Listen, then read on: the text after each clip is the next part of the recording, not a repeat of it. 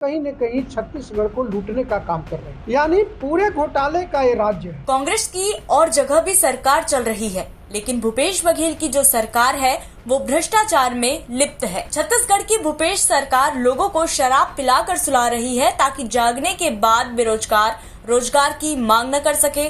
जनता गोबर घोटाला, चावल घोटाला, कोयला घोटाला का हिसाब न मांग सके। ये कहना है बिहार के विधायक अनिल शर्मा का, जो छत्तीसगढ़ दौरे पर पहुंचे थे, जहां उन्होंने सीएम बघेल की जमकर क्लास लगा दी।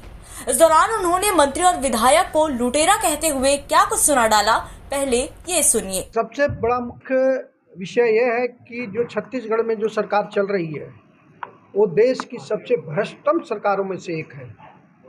कांग्रेस की भी और अन्य जगह सरकार चल रही है, हमारी भी सरकार चल रही है, लेकिन भूपेश बघेल की जो सरकार है वो भ्रष्टाचार में लिप्त है। वो सरकार मुख्यमंत्री होने के चलते उनके जितने भी मंत्री हैं, प्रशासनिक पदाधिकारी हैं, सब लोग कहीं न कहीं छत्तीसगढ़ को लूटने का काम कर रहे हैं। इसलिए सबसे बड़ा मुद्दा यहाँ भ्रष्टाचार है। दूसरी की जितनी भी योजनाएं जो जनता से जुड़ी हुई योजनाएं थी, सबको उन्होंने बंद कर दिया। इसीलिए उसको छोड़कर उन्होंने शराब बेचवाने का घर घर ही एक ठेकेदारी दे दिया, क्योंकि शराब पिलाओ अब पूरे छत्तीसगढ़ को सुलाओ।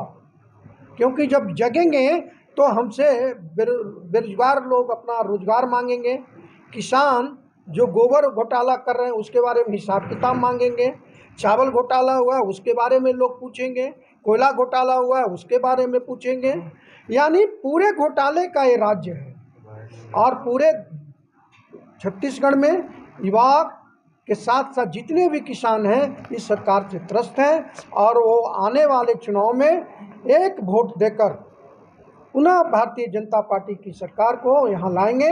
और नरेंद्र मोदी के नेतृत्व में जो देश चल रहा है उसी के कारण और उसी के आशीर्वाद से छत्तीसगढ़ में भी भारतीय जनता पार्टी की सरकार बनेगी। बता दें, आगामी विधानसभा चुनाव में जीत के लिए बीजेपी एड़ी चोटी का जोर लगा रही है।